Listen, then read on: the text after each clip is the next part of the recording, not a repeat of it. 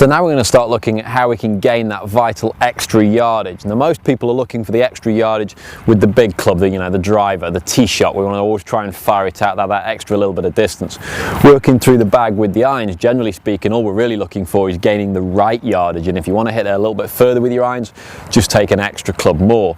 But really with the driver, it's the longest club in the bag. We're trying to fire it out there as far as we can to bring that green in reach for the next shot.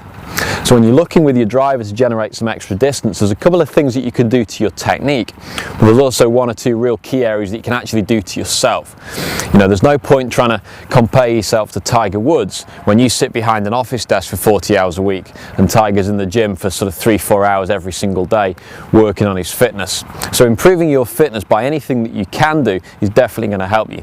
One of the things we include in this program is going to be a 6-week improvement plan for your fitness, and I'd really take advantage of that in order to feel like you're in the best possible shape. Then you can use the best possible technique, and ultimately that should come together to provide the distance that you really want. The golf swing requires a certain amount of flexibility, core strength, and a good stable base that creates a lot of resistance.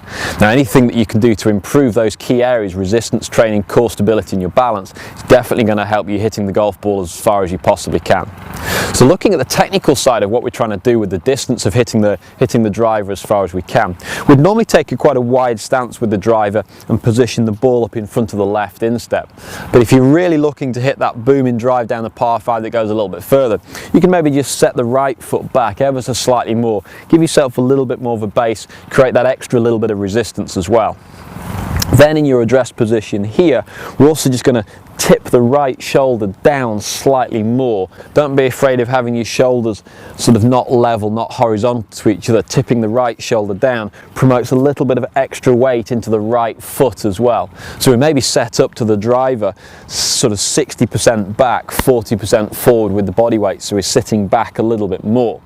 That should encourage a nice big shoulder rotation in the backswing, really turning quite wide and away from the golf ball.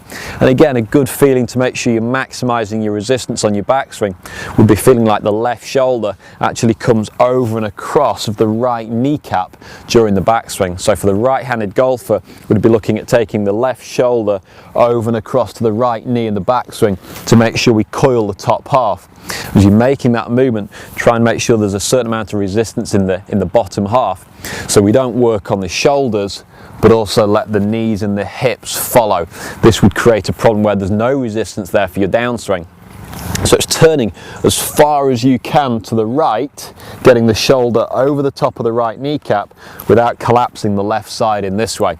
Again, if you're struggling with that and you're finding it very difficult to make that rotation, have a look at the 6-week improvement plan for your fitness and see how we can add some flexibility and some strength through this area. If you're struggling to get that back, that's one of the key reasons why you'll be struggling to hit the golf ball as far as Tiger Woods is, for example.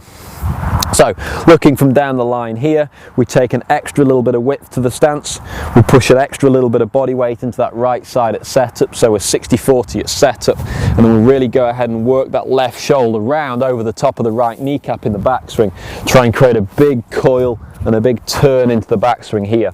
And from that position you should feel pretty much wound up, pretty much loaded, like the elastic band, you've wound it up, you're ready to go, you've coiled the spring, then you need to let it go. And this is where we can really create a big dynamic shift in towards the golf ball. We're going to shift the body weight and we're going to drive it particularly from the hips.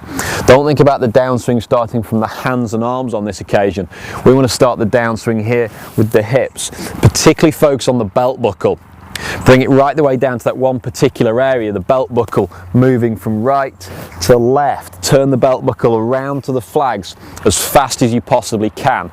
And pretty much the faster you turn that midsection, the faster you spin this wheel around the middle, the faster the spokes on the wheel, your hands, your arms and the golf club will spin back round to the centre. This is going to be the hub of the swing.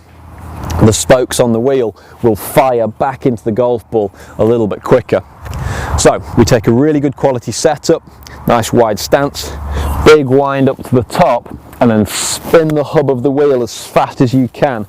Unleash that powered centre there, right the way around to the golf ball as quickly as you possibly can to maximise the distance that you can get. So I'm now going to set up to this one. try and hit this ball pretty much as hard as I can, but also at the same time I'm going to maintain my focus on my balance and my smooth sort of tempo. I'm not going to jump at this golf ball and try and overhit it. I'm certainly not going to knock myself off balance in the follow through, because one of the big things that helps me hit it a long way is getting a good strike. There's no point trying to hit the ball so hard that you end up with a top shot or a toe or a heel or something that causes the ball to not fly off the centre of the club face correctly. So lining myself up carefully here. Keep an eye on the good length of backswing. I don't want to over rotate here in the backswing, but a nice big wind up and a big spin of the hips.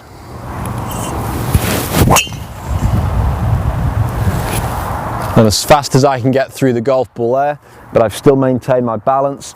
The ball zinged out there quite a long way, quite a nice high flight, and I really feel like I wound up into that one nicely. Still made good contact, still maintained my balance, but didn't leave much behind on that one either.